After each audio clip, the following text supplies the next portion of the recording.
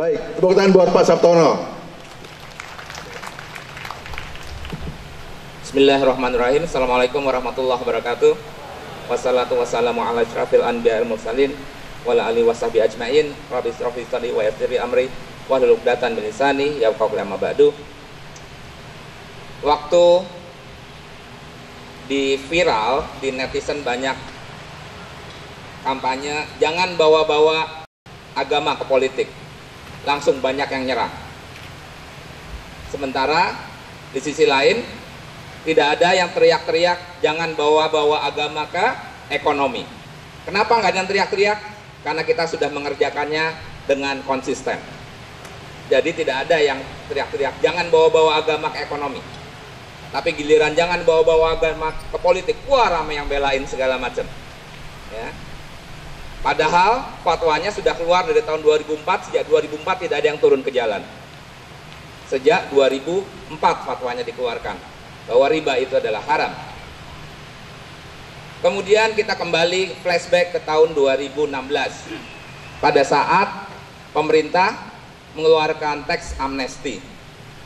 Dalam waktu 6 bulan terjadi perpindahan aset sebesar 4.885 triliun yang tadinya tidak pernah dilaporkan atau tidak pernah dituangkan ke dalam kertas, akhirnya ngaku bahwa saya punya aset 4.885 triliun tambahan dalam waktu 6 bulan. Kenapa? Karena cuma satu, dia ingin mendapatkan pengampunan pajak.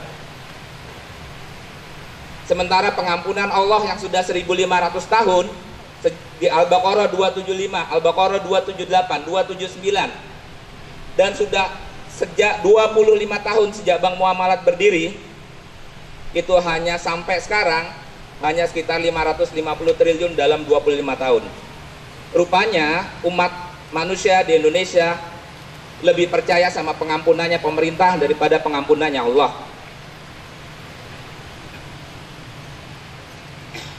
Tanpa ada Anda harus seorang muslim, tanpa Anda harus lulus S1, apalagi S2, kalau sampai belum bisa nerima juga agak susah kita ngomongnya. Ya.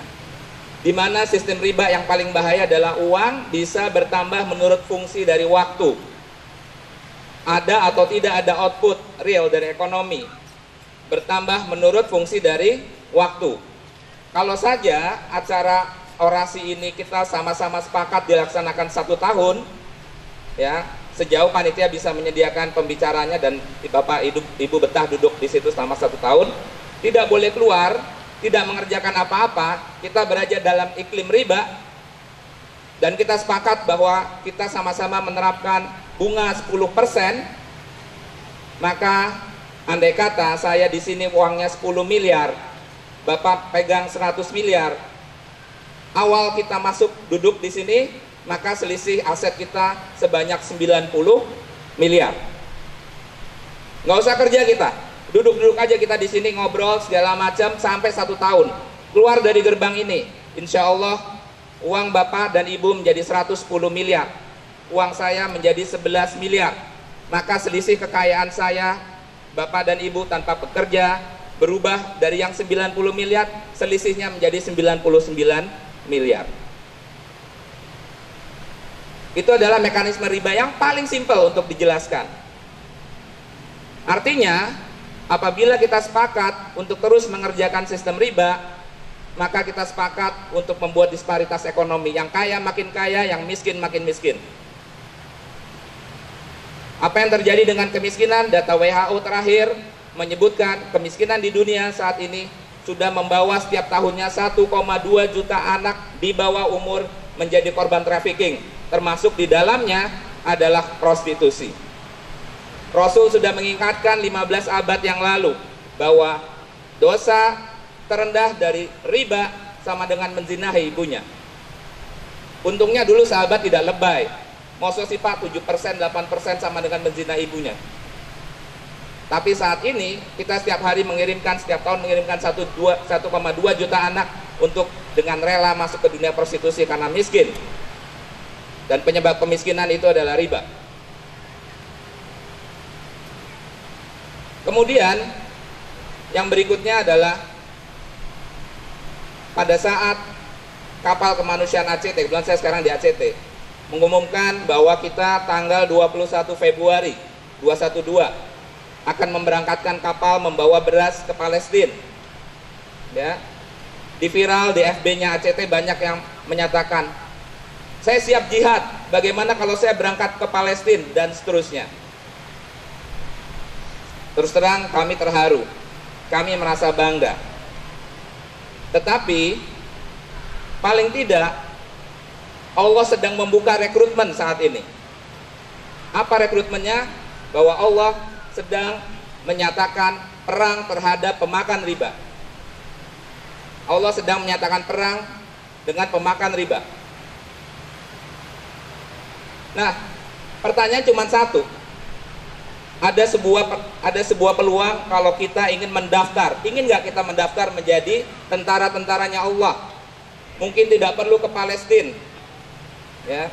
Mungkin kalau yang masih ngeri-ngeri keserempet-serempet peluru, bau mesiu, terciprat darah, masih ada peluang Allah membuka pendaftaran buat tentaranya, karena sejak awal Allah menyatakan perang terhadap pemakan riba. Perang itu hanya bisa dilakukan oleh Bapak dan Ibu sekalian. Apa?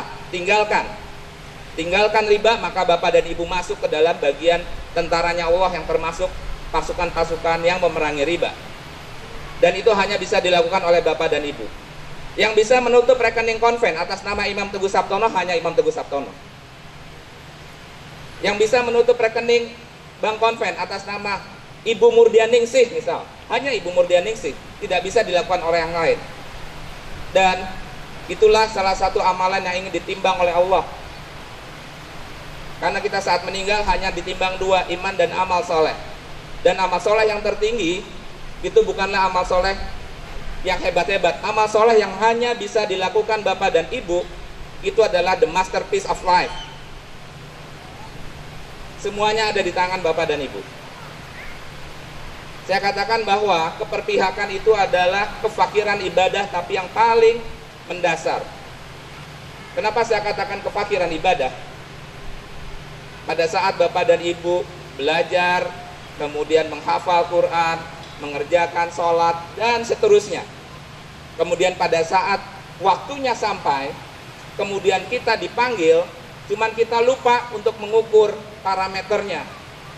Pada saat Allah menyatakan bahwa iblis dan setan adalah musuh yang nyata bagimu, maka pilihannya hanya dua. Berjalan bersisian dengan iblis, atau kita berhadapan menentangnya. Yang saya khawatirkan, apa yang ilmu kita kerjakan, menghafal ayat dan seterusnya, kita lupa ternyata kita jalannya masih bareng sama dia. Kita tidak berada pada posisi yang berhadapan. Itu yang saya katakan kefakiran adalah, keberpihakan adalah mungkin adalah ibadah yang paling sederhana, yang paling fakir, hanya masalah keberpihakan. Tetapi itu mungkin yang menyelamatkan kita. Kenapa? Karena untuk berpihak kita tidak perlu cerdas-cerdas amat untuk berpihak. Ya. Karena kalau kita menganggap bahwa suatu saat kita bisa mengalahkan, quote unquote, bisa mengalahkan iblis, kira-kira pertanyaannya, lebih kuat mana kita dengan iblis? Kalau ditanya siapa yang mengetahui dengan pasti ilmunya tentang kekuasaan Allah, insya Allah iblis, karena dia sudah berhadapan langsung, sudah berdialog langsung dengan Allah. Maka kalau ditanya siapa yang memahami, mengetahui kekuasaan Allah, mungkin iblis lebih tahu daripada kita. Pada saat ditanya siapa yang lebih konsisten, iblis apa manusia? Mungkin iblis, karena iblis yang berdoa pertama kali kepada Allah, dan iblis yang dikabul doanya pertama kali oleh Allah. Manusia berdoanya apa, ngerjainnya apa? Iblis berdoanya itu, ya itu yang dikerjakannya. Kemudian kita masih mau ngaku bisa berperang lawan iblis dan menang. Menang dan kalah kita serahkan kepada Allah. Cuma tugas kita hanya berada pada posisi kita ada bersisian dengannya atau kita berhadapan dengannya. Oleh karena itu, sebenarnya hits riba ini satu saya katakan adalah sebuah tekad bahwa hits riba ini adalah pintu masuk untuk mendapatkan amalan the masterpiece dari Bapak dan Ibu sekalian. Karena tidak ada yang bisa mengerjakan yang lain-lain kecuali Bapak dan Ibu yang sekalian. Yang bisa menggunting kartu kredit atas nama Iwan Hernawan hanya Iwan Hernawan. Nggak mungkin Imam Teguh Sabtono meskipun dia dirut mantan. Dirut itu potong kartunya, itu pasti kena regulation. Tetapi kalau Iwan Hernawan sendiri potong, ya Allah saya meninggalkan riba mulai saat ini. Hanya dia yang bisa melakukan. Dan itu adalah the masterpiece-nya Iwan Hernawan. Sekali lagi, ya, pada saat tadi dikatakan 4.885 triliun pindah karena ingin mengharapkan ampunan Allah, ampunan pemerintah, ya, terkait dengan pajak, sementara ampunan Allah hanya didengar dengan 500 sekian triliun. Dua-duanya mengerikan.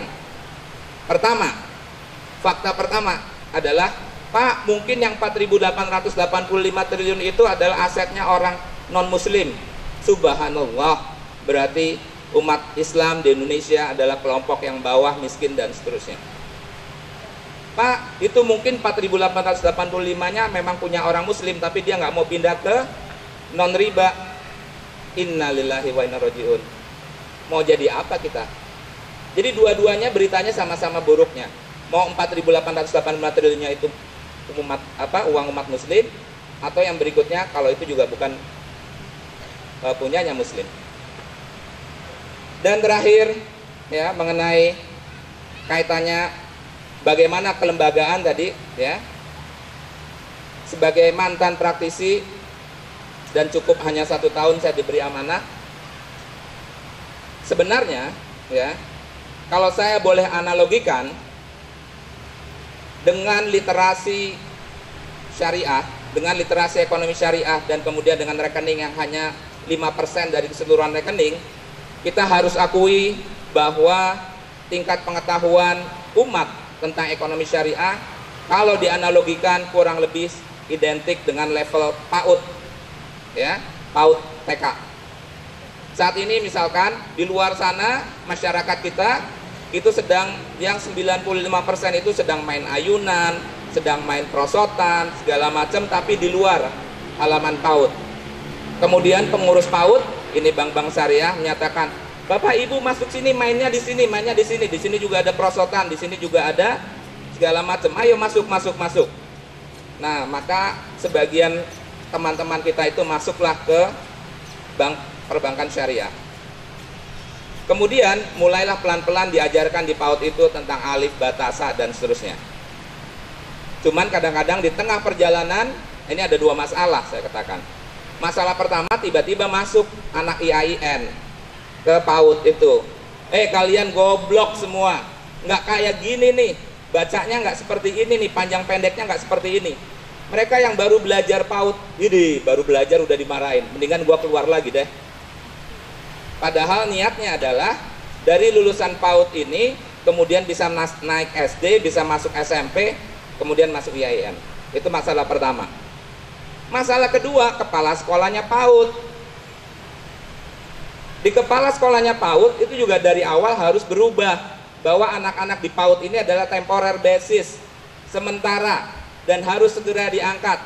Yang menjadi masalah itu malah dikasih cekokan adalah kelas PAUD terus, kemudian dikatakan, Anda hebat, pinter, padahal PAUD terus. Ya, harus diangkat, naik ke SMP dan seterusnya. Akad-akad mulai lagi terus dinaikkan ke arah yang lebih murni syariah dan seterusnya. Sehingga sering saya katakan pada saat waktu saya masih menjabat, terutama yang banker syariah, kalau ada yang hadir di sini dari bank apapun, ya, ini tolong didengarkan, ya, bahwa yang namanya institusi syariah itu harus menghidupkan Al-Quran, bukan numpang hidup dari Al-Quran. Beda menghidupkan Al-Quran dengan numpang hidup dari Al-Quran. Menghidupkan Al-Quran artinya apa? Al-Quran itu punya fungsi. Kalau fungsinya dijalankan, dihidupkan, maka itulah yang namanya menghidupkan Al-Quran. Tapi kalau tidak ada semangat menghidupkan Al-Quran, mohon maaf, apapun lembaga syariahnya Anda hanya numpang hidup dari Al-Quran, dan itu menjadi salah satu ciri menjelang akhir zaman, di mana ayat Al-Quran dipergunakan untuk perdagangan. Nah, apa yang dimaksud menghidupkan Al-Quran? Fungsinya dijalankan. Wabayinas, sudah linas, minahuda wa furqon. Jalankan. Berarti Al-Quran lah yang dipakai untuk menjelaskan. Al-Quran lah yang dipakai untuk arah ke depan. Al-Quran lah yang dipakai untuk membedakan mana yang baik dan yang buruk, mana yang hak dan yang batil. Kalau fungsinya dijalankan dengan baik, Al-Quran itu berfungsi, namanya menghidupkan Al-Quran. Furqon itu artinya bisa membedakan yang baik dan buruk. Mustahil Furqon itu adalah bengkok-bengkok, garis putus-putus atau abu-abu. Jadi Furqon itu lurus. Pak, Bapak garis keras, yang katakan garis keras mereka, bukan kita. Ya, tetapi yang pasti adalah Al-Quran bisa hidup kalau fungsi Furqonnya berjalan. Nah, sehingga kita katakan bahwa seluruh lembaga syariah, ekonomi syariah yang ada, mau di banknya, mau di asuransinya, segala macam, begitu ini kita harus sepakat bahwa Bapak dan Ibu sedang merunning fase PAUD. Ayo segera naik kelas ke SD dan seterusnya. Bapak dan Ibu yang masih di luar halaman segera masuk, mulai belajar musyarakah, mudarabah dan seterusnya. Nah, kemudian berikutnya, Pak, saya kayaknya udah jelas, yang ini nggak terlalu murni. Oke, silakan cari yang murni lagi. Jadi customernya belajar, bankersnya terus juga bergerak, insurance-nya terus bergerak. Karena satu pertanyaan saya, memangnya ada bank pada zaman kekhalifahan? Baik, saya rasa itu. Terima kasih. Wabillahi taufiq wal hidayah. Assalamualaikum warahmatullahi wabarakatuh. Masya Allah, luar biasa.